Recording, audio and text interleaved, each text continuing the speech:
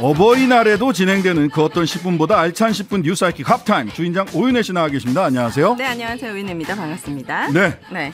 애들은 어떻게 카네이션이라도 오늘 준비하겠죠. 어린이집에서 아주 커다란 카네이션을 만들었더라고요. 키즈노트에 보니까 네네네. 그거 받으면 되겠습니다. 네. 오늘 만들어서 네. 가시면 자, 일본 왔잖아요, 기시다. 네네. 그러면서 오셨죠. 이제 몇 가지 메시지들이 조금 인상이 깊었는데 네. 우선 후쿠시마 관련해서는 또 전문가분 네네. 모신다고 했으니까 네네. 그렇죠? 그때 이제 들어보기로 하고 그게 네. 가장 좀 이슈이긴 합니다. 사찰단 보낸다고 했잖아요. 사찰단. 네. 예. 그럼 저도 갈 수 있는 겁니까?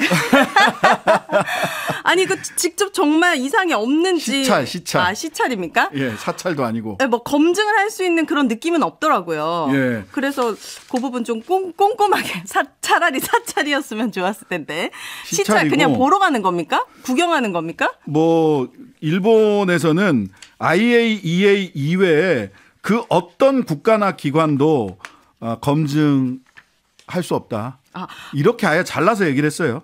근데 그때 여기 신장식의 뉴스하이킥에서 전문가분과 통화할 때 제가 인상 깊었던 게 IAEA가 검증하는 기관이 아니라면서요. 예, 뭐 말을 하자면 네. IAEA가 뭐 검증을 하기도 하고 하는데 이쪽은 기본적으로 민간이 됐든 군이 됐든 어쨌든 핵을 네. 이용하는 것을 중심에 둔 기구기 때문에 네.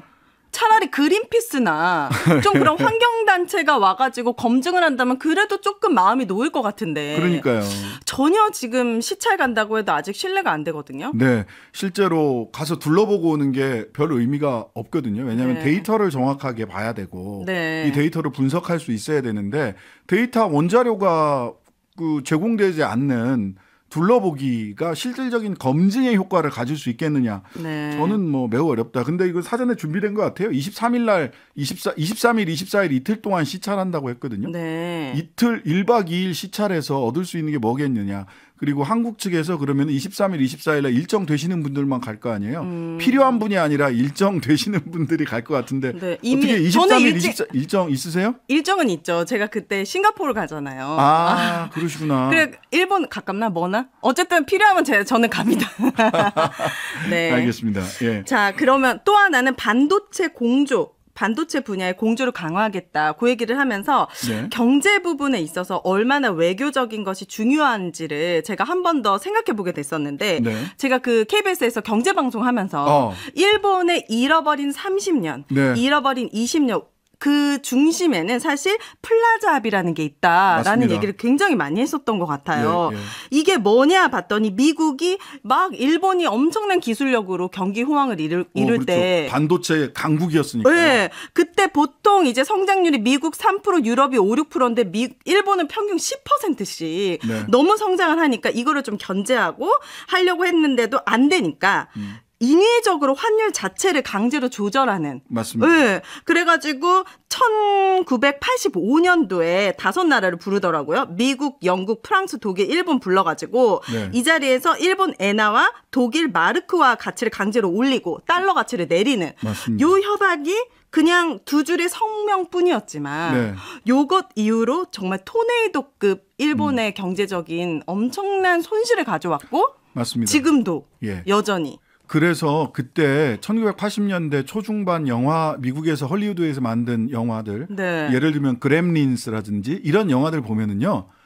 일본에 대한 공포감이 미국이 굉장했습니다. 그때 당시에. 그때 당시에는 네. 일본이 예를 들면 뭐 그 영화사 중에서 콜롬비아인가요? 그 자유의 여신상이 이렇게 횃불 들고 있는 거. 네. 그것도 소니가 다 인수해 버렸었어요. 아. 그다음에 자동차도 미국 자동차 시장의 대부분을 일본 자동차들이 휩쓸고 있었고 네. 이러니까 무슨 괴물이 몰려오는 그런 영화에도 네. 일본의 제품들이 또 일본인들이 몰려와서 미국을 잡아먹을 것 같다.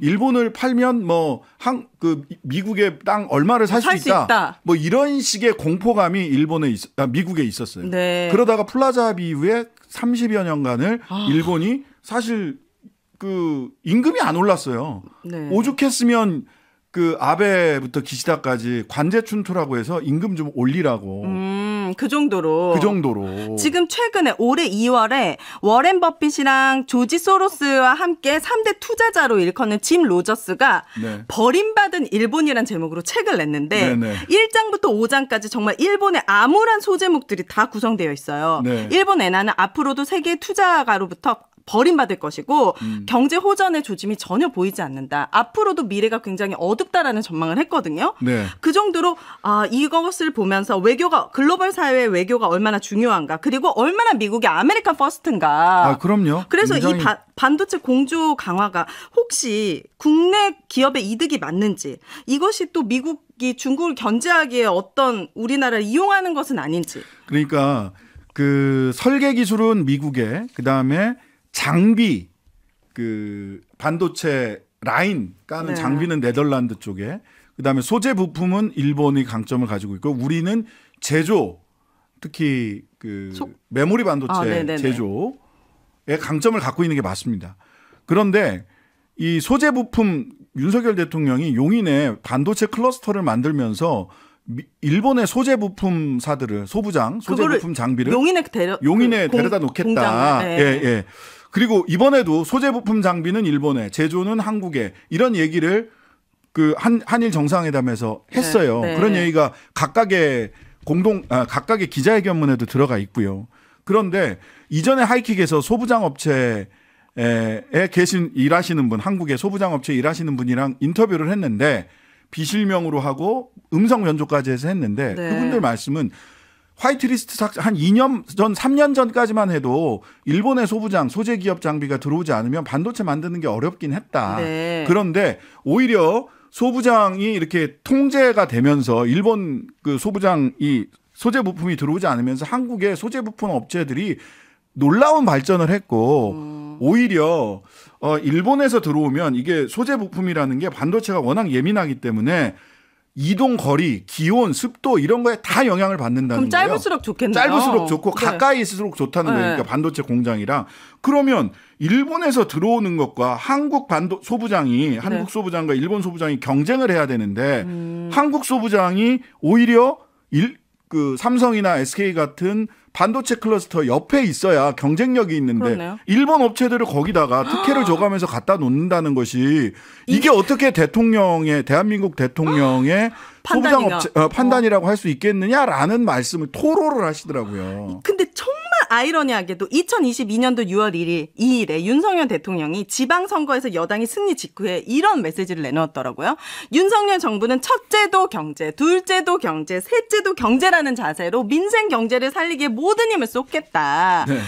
그런데 지금 윤석열 대통령의 공언과는 달리 모든 전문가들이 한국 경제 전망을 어둡다고 한 목소리를 내더라고요. 예, 최근에 성장률 그 전망치가 조금 더 내려갔습니다. 그다음에 이따가 4부에서 신박한 경제에서 네. 그 경제 성적표 같이 한번 점검을 해볼 건데요. 네.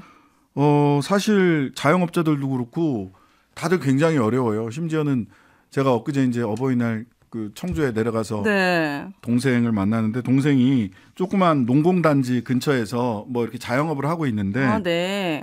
거기 농사 짓기도 힘들고 공장 돌리기도 힘들다는 거예요. 물론 불법은 없어야 됩니다. 근데 한동훈 법무부 장관이 불법 체류자들 전부 다 네. 법과 원칙에 따라서 다 잡아들여라 라고 한 이후에 이주 노동자들이 전부 다 농업 이주 노동자들도 잡혀가고 산단에 있는 이주 노동자들도 잡혀가고 농업이 제대로 농사 못 짓고 공장 못 돌아가니까 그 농공단지 주변에서 식당하고 네. 그 소매점 하면서 먹고 살던 사람들이 전부 다 코로나 때보다 더 어려워졌다. 어려운 상황이 됐군요. 그러니까 현실의 경제 지표가 정말 처참한데 그 박상인 서울대 행정대학원 교수님이 이런 얘기했습니다. 경제 정책에 하나도 일관성이 없다. 세금 많이 필요하다고 했는데 결국에 감세 정책으로 가고 있고 지지율에 굉장히 민감하다. 결국 우파 포퓰리즘이라는 거에만 일관성이 있다.